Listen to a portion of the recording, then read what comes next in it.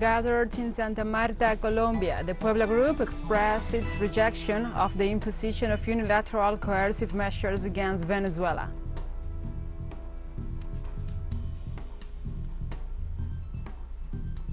The governments of France and the United Kingdom signed an agreement to increase maritime police patrols to contain the crossing of irregular asylum seekers through the English Channel.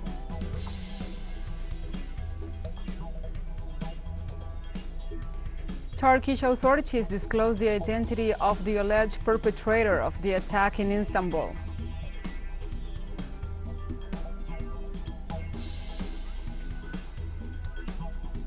From the headquarters of TeleSUR English in Havana, Cuba, this is From the South.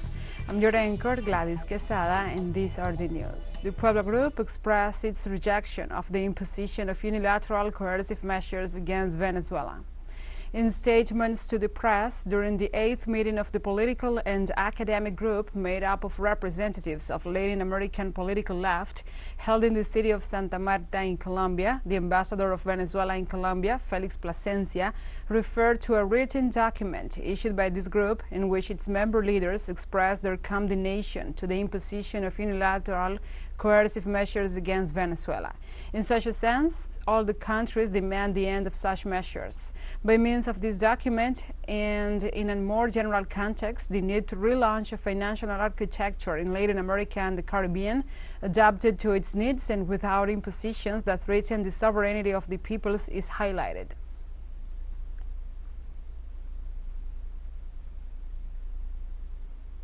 The president of Bolivia, Luis Arce Catacora, ratified the value of unity to defeat coup actions and warned that social organizations will defend democracy in the streets. During a farmers' rally in the department of Chuquisaca on the occasion of the 40th anniversary of the Single Federation of Workers of the native peoples of that department, the Bolivian president denounced the pretensions of the right wing to lead the nation and return it to the times of the coup d'etat of 2019. Likewise, he pointed out that the right wing uses the issue of the population and housing census as a pretext for destabilizing acts.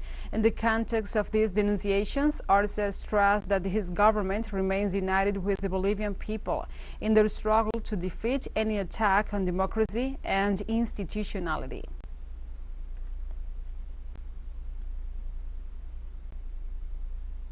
In Haiti, social and trade union organizations marched to demand an end to murders and police violence against journalists in the exercise. The mobilization called by the online media collective denounced the death of 8 journalists during 2022 at the hands of the security forces and criminal gangs. The march left from Champs de Marche in Port-au-Prince and walked to the police station of Mas 33, where journalist Romilson Vilzons died to lay wreath. The journalists are pressuring the authorities not to cover any official press conference if they refuse to investigate the cases of the journalists murdered in the last month.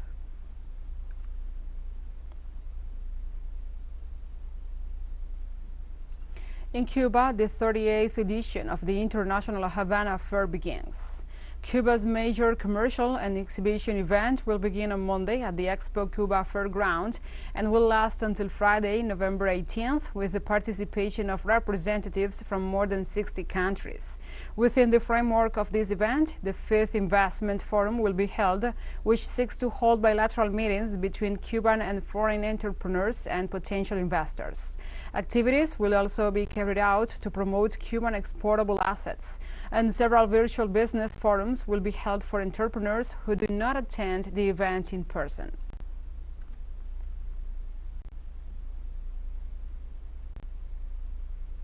In the United States, at least 3 people died in a new shooting on Sunday night at the University of Virginia, located in the city of Charlottesville. After the incident, the local police department reported that at least 3 people were killed and 2 others were wounded. Authorities said the first shots were fired around 10:30 local time. An individual identified as Christopher Darnell Jones Jr. opened fire on several residents and then fled. Law enforcement officials warned that Darnell is armed and seriously dangerous and called on residents in the area to stay indoors while the search continues.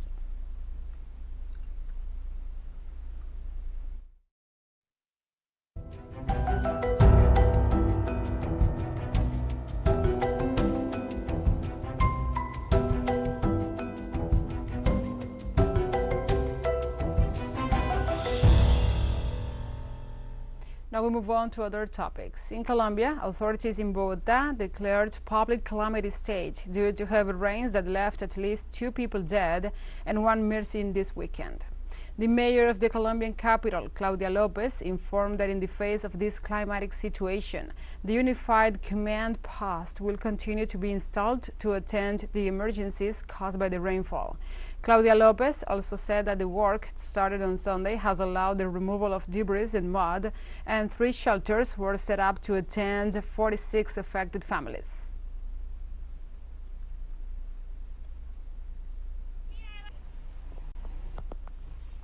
In Egypt, the United Nations Climate Change Conference COP27 continues to unfold. Almost 100 heads of state and 45,000 delegates from 200 countries, I beg your pardon, are participating in this event, which began on Sunday, November the 6th, and will last until Friday, November 18th. The Prime Minister of India, Narendra Modi, and the President-elect of Brazil, Luiz Inácio Lula da Silva, are expected to arrive on Monday to participate in the meeting. According to the work agenda established for this Monday's meeting, the need to promote the sustainable management of water resources and the role of women to face the scourge of climate change will be addressed.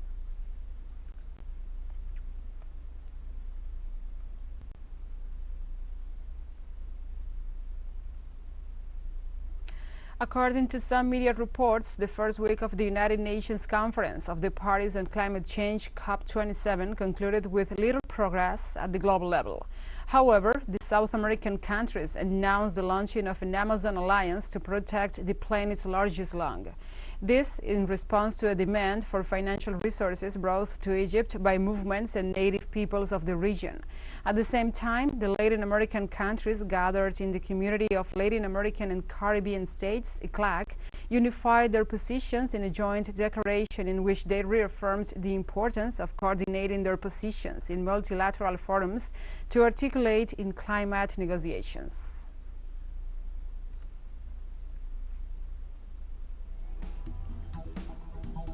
We'll take a short break, but first, remember you can follow us on our TikTok account at @teleSUR English, in which you will be able to see news in different formats, news, updates, and more.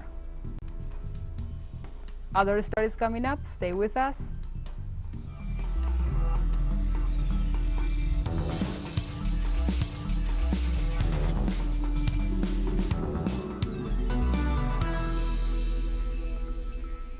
Welcome back to From the South. The governments of France and the United Kingdom signed an agreement to increase maritime police patrols to contain the crossing of irregular asylum seekers through the English Channel. As part of the new pact starting on Monday in Paris, London will increase to £63 million, which translates into some $74 million a year.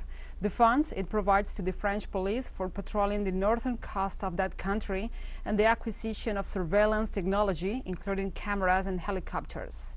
With this, the neighboring countries' law enforcement agencies will also be able to increase by 40% the force they allocate to these tasks. The signing of the agreement, which will be an extension of an existing pact, came a day after it was reported that so far this year, more than 40,000 people have crossed the English Channel in rubber dinghies to seek asylum in British territories.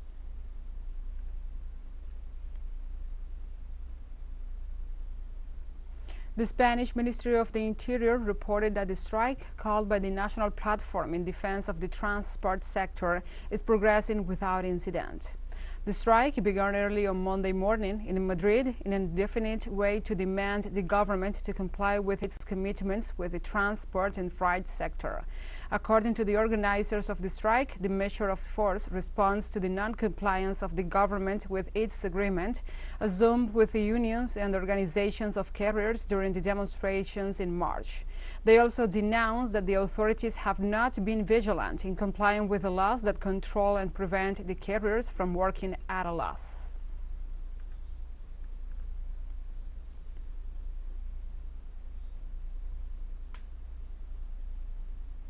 On Monday, Turkish authorities disclosed the identity of the alleged perpetrator of the attack in Istanbul. The head of the Interior Ministry strongly criticized Washington for its support to Kurdish militias.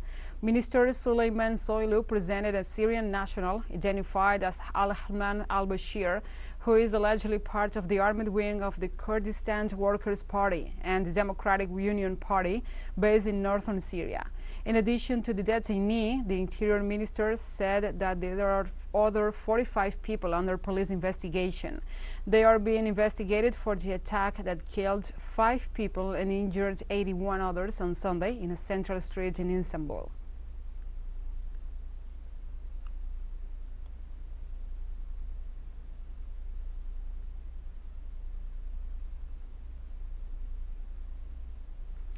The government of Turkey declared that it does not accept the condolences of the United States in relation to the terrorist attack in Istanbul.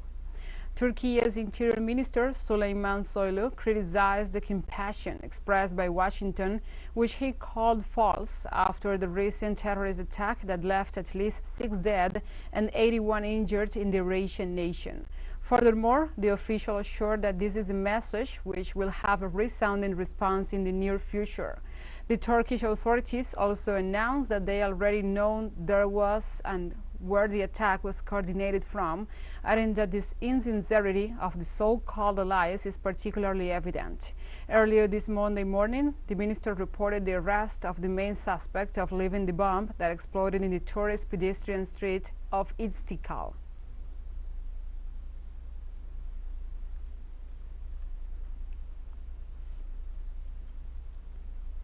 In an official communique, the Venezuelan Ministry of Foreign Affairs extended the nation's condolences to the people and government of Turkey following the deadly explosion in Istanbul.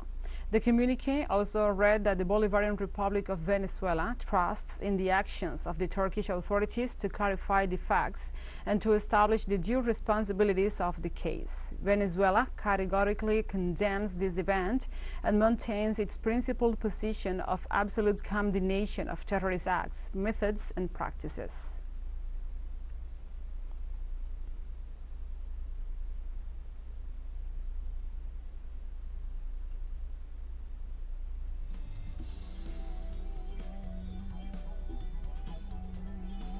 And we have more news coming up after a final short break, so stay with us.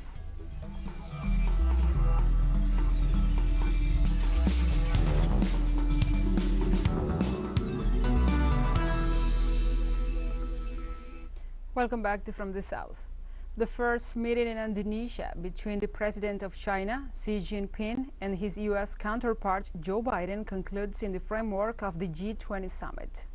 During the first face-to-face meeting between the two leaders, Xi and Biden called for avoiding conflict and properly managing tensions between the two countries.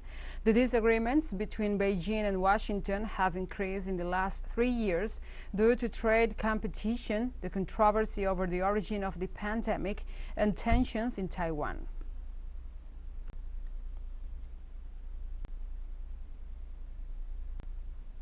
And the major economies of the G20 announced on Sunday before their summit in Indonesia a fund of $1.4 billion to prepare for future pandemics.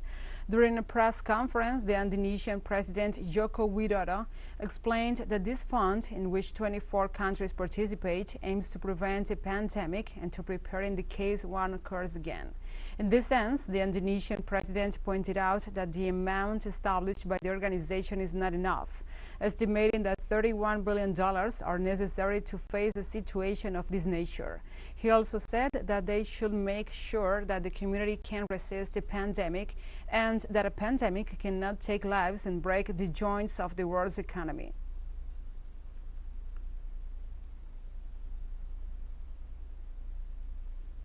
In Uganda, an Ebola case was confirmed in the district of Jinja in the southeast of the country. This Sunday, the country's Minister of Health informed that the detected case was a 45-year-old man who died last Thursday. The contagion of the disease was confirmed after workers at the clinic where he was being treated obtained a sample from his body which tested positive for the virus. At the same time, authorities assured that epidemiological investigations and tracing of possible positive cases have been activated. In this context, it was stated that the virus circulating in the territory belongs to the Sudan strain of Ebola, for which there are no proven vaccines, with a total of 135 confirmed cases and 53 deaths to date.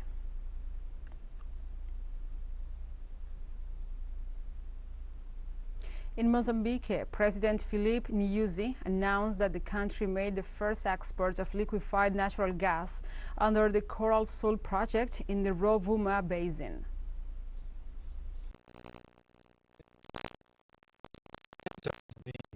Mozambique enters the annals of world history as one of the exporting countries of liquefied natural gas, which, in addition to representing an alternative source of supply, largely contributes to energy security in countries with the highest consumption.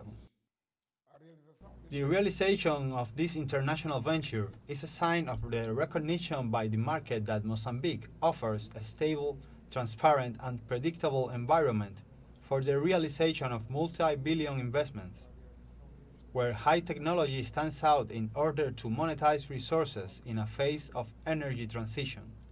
Therefore, it must bring pride to all Mozambicans.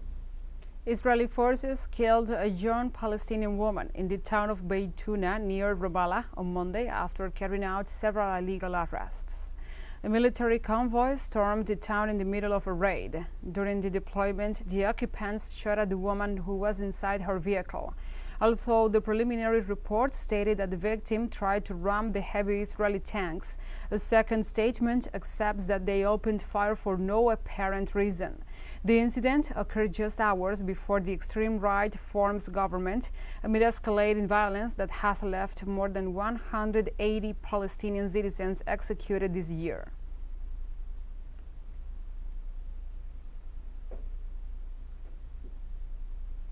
In Syria, the Al-Shayrat air base, located in the center of the country, was the target of a new Israeli attack.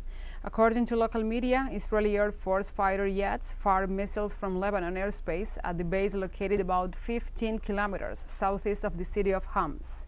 Sources indicate that Syrian anti-aircraft defenses responded to the attack, intercepting some of the projectiles launched against the airfield. With this incident, there are now 28 attacks by the Tel Aviv government against Syrian positions, registered in 2022. In this regard, Syrian authorities urged the Security Council of the United Nations to issue a public condemnation of the constant Israeli aggressions, which threaten regional and international peace and security.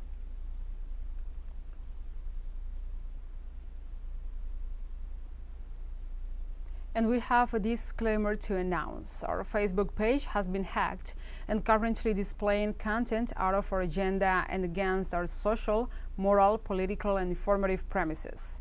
We stress TeleSUR English is not responsible for these posts that violate Facebook's community standards. We hope this company will give us back our credentials as soon as possible and resume our regular posts on that social network.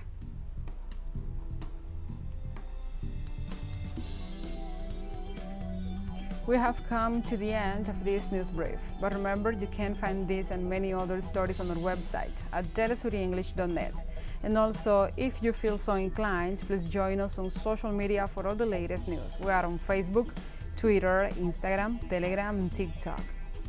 For TeleSUR English, I'm your anchor, Gladys Quesada. Thank you for watching.